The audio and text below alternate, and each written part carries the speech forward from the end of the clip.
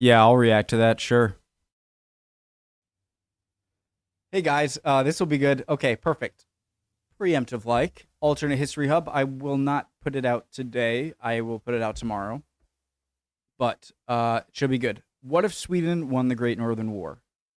Let's find out. The original link to the video, top of the description. Below that, Discord. We'd love to have you. Yeah, so Sweden would control Russia and then declare war on the Ottomans or something, and then steal their meatballs. Let's go. Once was a dream. No, there once was a dream. No, not a dream of Rome. A dream to turn the Baltic Sea into a Baltic lake. To sail from one end to the other and still remain in Sweden. Today, there are the same 5 or so jokes about Sweden that Americans have. One of which is Sweden's famed neutrality. But there was a time that Sweden was not only not neutral, it was the dominant military power in Europe. It didn't have the largest army, but it did have the best. And that army carved up enough land to create the Swedish Empire. It didn't last as long as the other empires, only about a century or so, but it sure did leave an impression. The story of Sweden's fall is directly tied to Russia's rise. Sweden was directly in the way of Peter the Great and the city he wished to build. The first step the Russians made to become a European power was to take down another. The Great Northern War was a slog that Sweden won. At first, but after 2 decades of fighting and a few key battles, it ended in the defeat of Sweden, the death of their king in a trench, and the loss of all this land. Sweden, for lack of better words, never played with the big boys again, sitting out 2 world wars before inventing IKEA, and then, you know, being Sweden. But what if in an alternate timeline, Sweden won the Great Northern War and kept that empire? Say they remained a major player in European politics. Well, first, I just want to get this out of the way. What even was the Great Northern War? And how could Sweden have won it? At the turn of the 18th century, Sweden was at the top of the world. A whole Gustavus Adolphus and some victorious wars will do that. They had it pretty good for far too long, and their neighbors wanted some payback. Enter Peter the Great. Peter wished to bring Russia closer to the rest of Europe, and the only way to do that was to have a western port. And the land that he wanted, called Ingria, was currently controlled by Sweden. So a coalition was formed, and in 1700, Russia, Denmark, Norway, and Polish Lithuania all simultaneously declared war on Sweden. A war on a 16-year-old Charles XII. It was a surprisingly even fight. You see, Charles XII lived for war. He didn't drink, he didn't even have sex. All Charles wanted to do was conquer. He led his men personally on the battlefield, just like good old Gustus. The Swedish military was often outnumbered, but it was battle-hardened, and it outsmarted and outfought their way out of any situation. To sum up this 21-year conflict, Sweden, or really Charles, won over and over again until he overplayed his hand, led a failed invasion of Russia, and then barely escaped with his life fleeing to the Ottoman Empire. After this brief refuge, he overstayed his welcome, got a razzle-dazzle with his hosts, was kicked back to Scandinavia, where he would get headshot in a trench in Norway. Like a dead corpse, the buzzards picked Sweden clean apart, and they lost anything that wasn't Sweden or Finland proper. Sweden would lose Finland later. Russia won, Sweden lost. Sorry.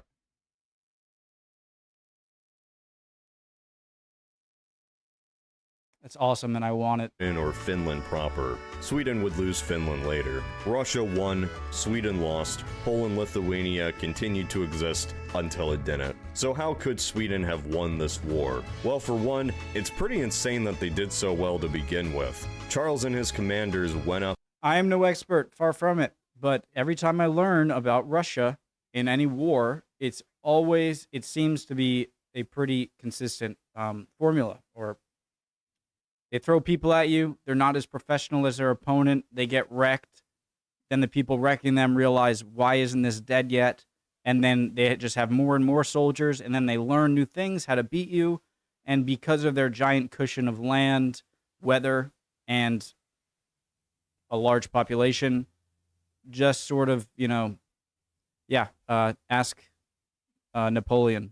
Up against 3 opponents. I mean, this was 100 years before him, right? That they did so well to begin with. Charles and his commanders went up against 3 opponents and for a while beat them all back.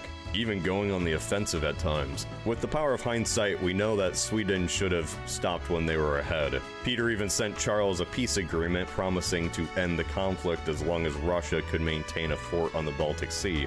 That was the only thing Peter wanted out of this. Charles, wanting total victory, rejected it. And we all know how that turned out. Perhaps Charles in an alternate timeline rejected it.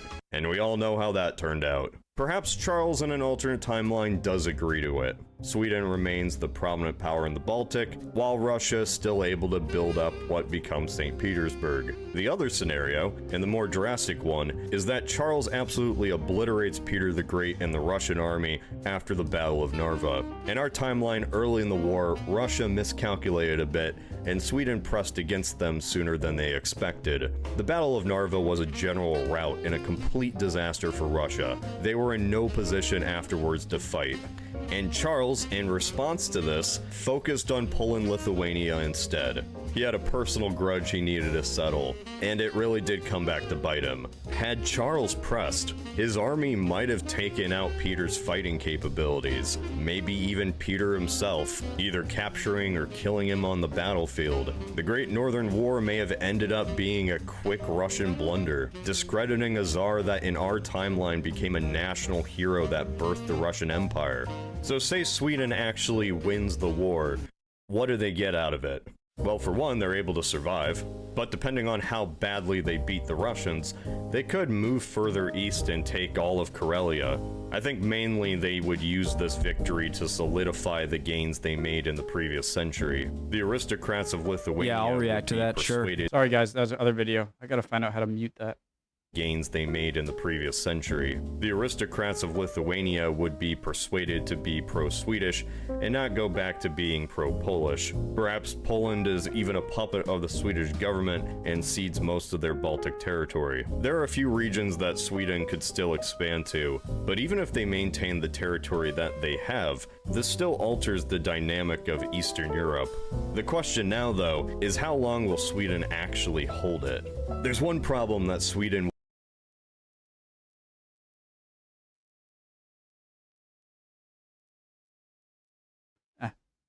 although, is how long will Sweden actually hold it? There's one problem that Sweden will always have to deal with, one that really plagued them at the height of their empire. Population? They barely have a population. Hey. Sweden's empire was thanks to two main things. One, they were good at war. Two, their neighbors were currently bad at war. For some reason or another, their neighbors had been in a time of turmoil, and Sweden exploited it. All bad times, though, eventually come to an end, and their neighbors fought back. For example, if Sweden did win, they'd still be in the same position they were in the beginning. They're strong, and their enemies aren't, but that's a situation that's always going to change. Sweden's neighbors could always just recover, and then the process repeats. You could do a situation where he does a little political maneuvering and gets Poland and Russia to fight each other, and then, during that, this is stretching it, I know, then turns on to conquer Denmark, Norway completely.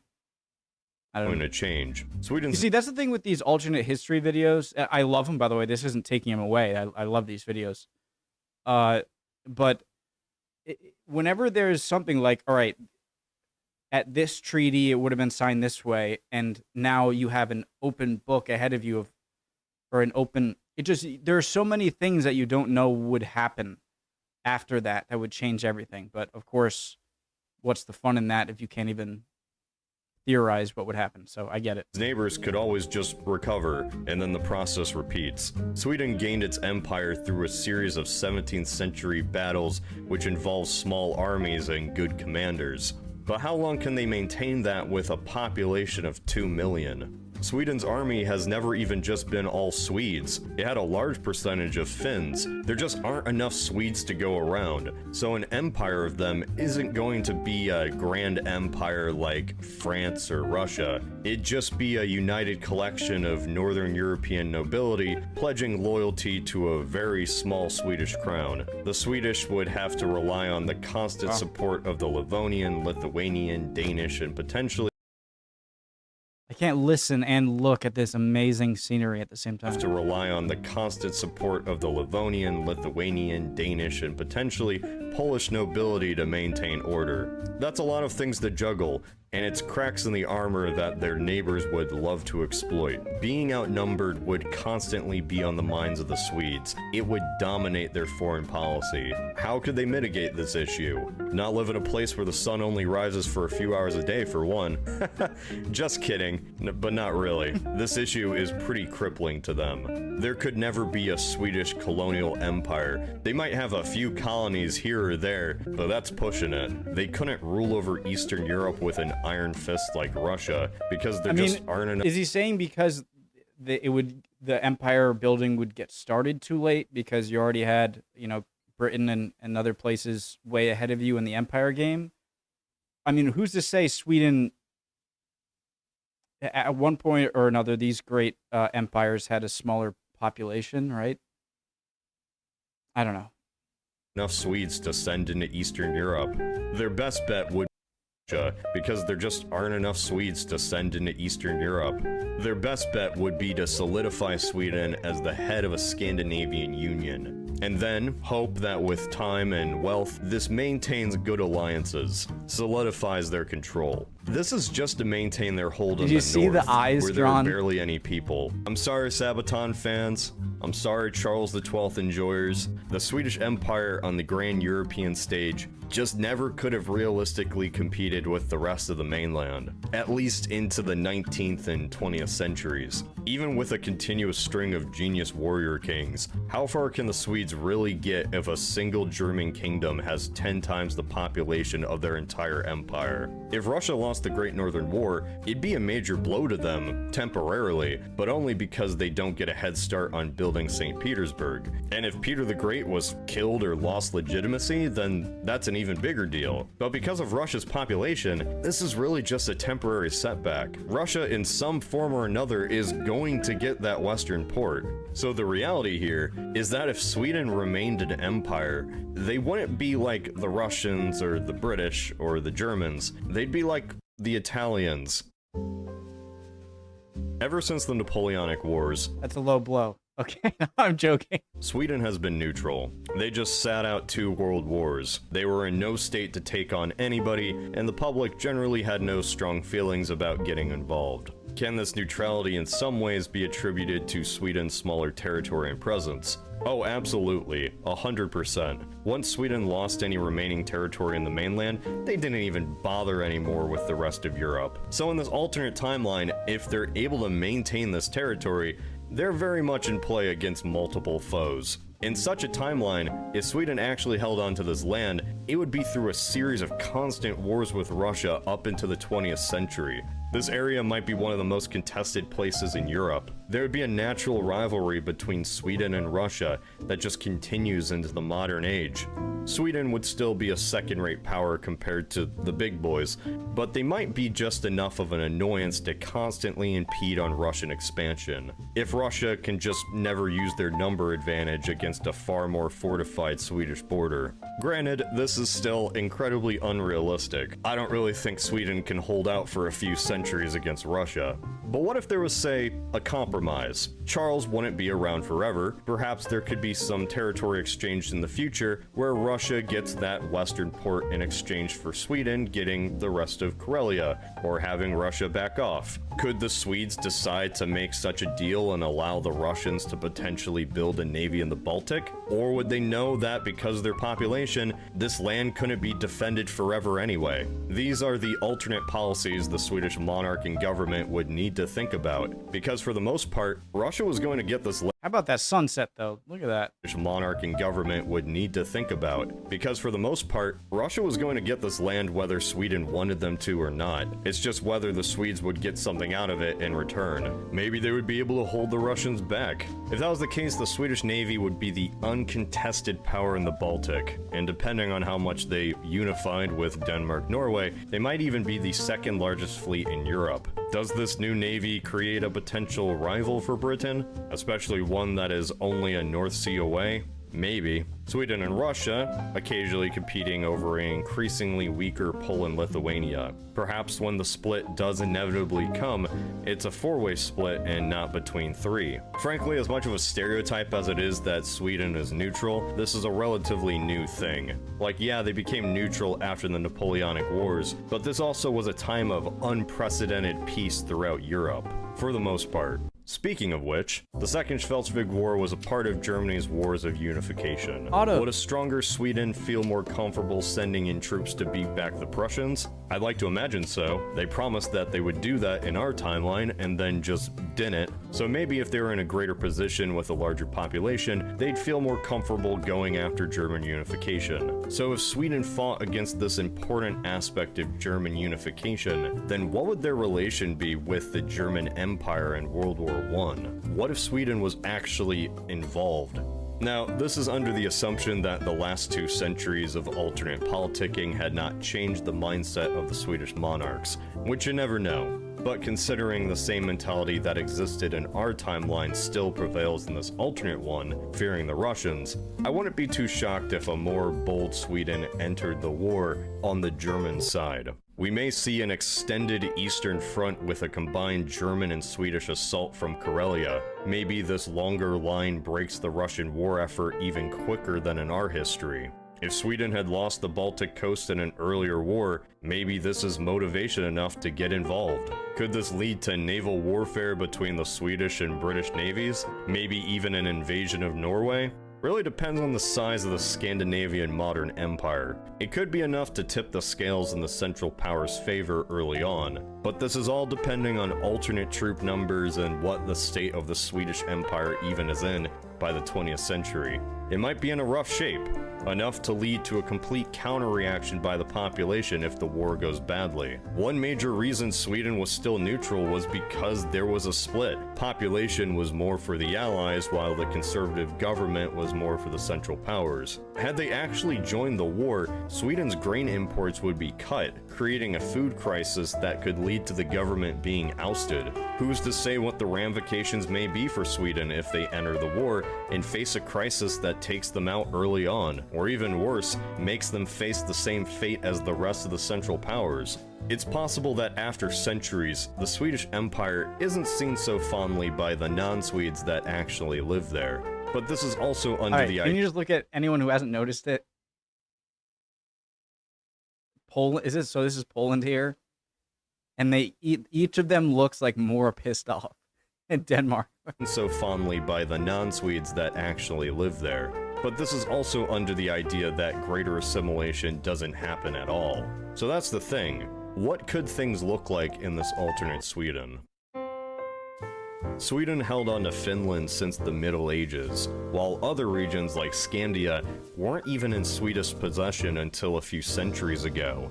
Before then, there lived Danes, but gradual assimilation led to this region becoming fully Swedish. The difference between the Scandinavian languages isn't as drastic as it is with the other language families. It's very possible that if there had been a successful grand unifier of all the Scandinavian people, that this union would be eventually seen as natural, just something that happened. What it means to be Swedish might be entirely different in this alternate timeline. Your country almost seems like the amalgamation of 2 or 3 different countries. As it spends centuries. Can I just say, one of the things is, and one of the biggest, I think, one of the biggest dividends that keeps paying, does that make sense? For the British Empire, in that solidified its Great Britain's relevance, even when it becomes much less powerful as it has, is that Great Britain exported its language so far away and its people so far away, and so when you have such a shared, first of all, you speak the same language and a somewhat shared culture, right? Then you have so many more options, right? And it seems like the only way Sweden could do that is to, or not even just Sweden, for Denmark to do it, for Finland to do it, is when you don't have this already giant pool of people like the German-speaking population or Russia or France is I guess conquer and then over time settle and change the language and culture, and now you have a giant Sweden. But if that would take some enormous war, but that's the kind of message I'm getting here is if you don't have a large population, then